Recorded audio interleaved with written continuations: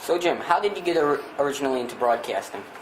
Well, actually, it was sort of, I guess, by almost accident. It was something I never really thought about. And I had a radio station in Aurora, which is still there, but at those days it was WMRO. Now it's WBIG. They asked me if I would like to go out and do some ball games to cover as a color commentary for their basketball, baseball, softball, some of that stuff. And I said, well, I guess I could do that. So I was coaching out at Waubonsee College, and I started doing some part-time stuff with them. And that's originally how you got your start? It's originally how I got my start. And when did you start all this? It was in the late 70s, early 80s. I started doing some different things with them. I worked with the legendary Neil Ormond, who just celebrated his 50th year of broadcasting West Aurora Blackhawk basketball. And so I did some games with him and other people, some of who went on to do some professional games in basketball and baseball and some other sports. So I had a bunch of good folks to set with there to kind of do that for about 3 or 4 years part-time. And was your first broadcast sports, or did you do something else? It was sports. First thing I did on the radio, other than taking a few college classes where we did a little bit of everything. I wasn't a journalism major, but I took some journalism classes along with my English major. Have you ever done a broadcast that you wish you'd never done? No. What was your first broadcast with SPY?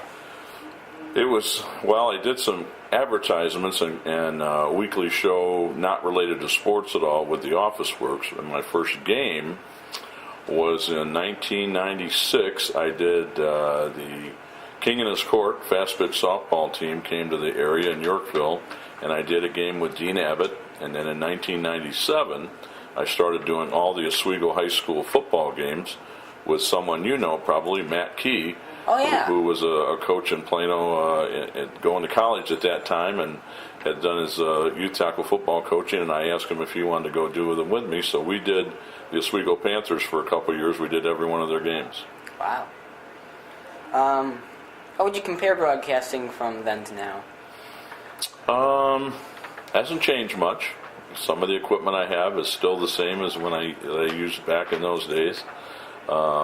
We have stayed with a Marty system, which is in local games we can do a system where we have an antenna that we take with us with a Marty mixer, and it shoots a signal back here to the station. Sometimes we use phone lines, which we still do on occasion from certain locations, and then sometimes we have to use a cell feed, which we did in those days as well. So from what we do, it hasn't changed a whole lot in that time frame.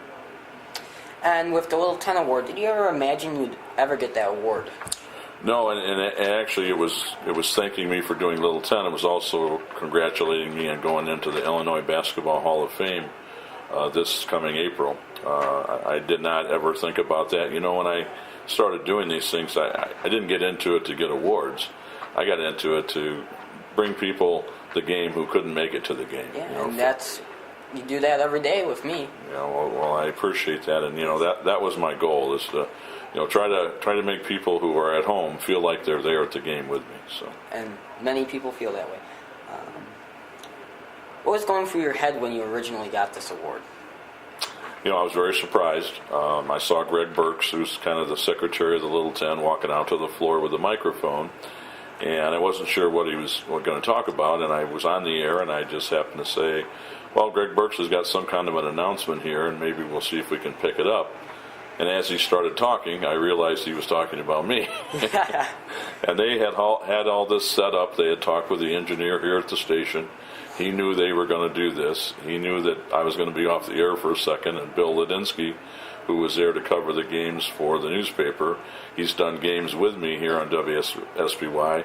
He was there to take over the headset while I was out receiving the award. So I was very surprised. It was very nice of them to do that, and the crowd, as you were part of over there, was very. I was in tears, just about, because I was just so thankful to all the folks that were wishing me well and congratulating me and thanking me. So. Now, if you do honestly have to choose which conference you enjoy the most versus the Interstate 8 and the Little 10, which one would you do you enjoy the most? Well, I don't want you to think I'm copping out on you, but I love them all. I enjoy every conference. I, of course, played in the Little 10, and I went to high school and middle school and stuff in Plano. I went to grade school in Sandwich, so I have a close connection with several of the communities around here. But I love doing them all. I truly do. I think it's a privilege and a pleasure that I get out to go out and cover these young student athletes. Speaking of student athletes, have you ever interviewed any of them that has actually truly made you laugh? Oh yes, and sometimes this occasion in baseball, a young man accidentally said a wrong word, but thank goodness it was tape delay, so I could get rid of that. He was just very excited. It wasn't a real bad word, but bad enough that it can't go on the air. Yeah. So I said, well, I think we'll just tape over that. So I rewound it, and no, I love doing them. The interviews with the student athletes. It's a lot of fun, and especially when they're seniors, because that's it. Yes. When they graduate, not only do they move on, but they move on, and I don't get to cover them anymore. And that's I'm happy for them. I wish them the best, but I do miss them when they graduate. Yes. What is the most memorable game you've ever broadcast? Well, I guess you'd have to say any of the championship games I did. But when Plano got to the football championships in 06 and 07, being a Plano graduate, yeah. I don't know if it could get much better than that, covering your high school team playing for a state title. That was pretty thrilling. And then when they won both of them back-to-back years, it doesn't get any better than that. No, not at all. How much longer are you planning to broadcast with SPY? Well, I don't know. I don't have any ending date in mind. I would say another 10, 15 years, good Lord willing, and I am able to do what I can do now and don't make any more mistakes than I do now, because you make a mistake or two every game. There's no question about it. But as long as I can keep them to just a few, I think I'll be all right. But I enjoy what I do. I have no plan. I keep joking with people that when somebody has a young man or woman born, I'll say, okay, that'll be my last broadcast, is when they're a senior, so when they graduate. But I have no plan on giving it up anytime soon, that's for sure. Would you ever recommend this job to the newer broadcasters? Oh, sure. It's a lot of fun, for someone like yourself who grew up in this area. When you get to that point, it's a lot of fun.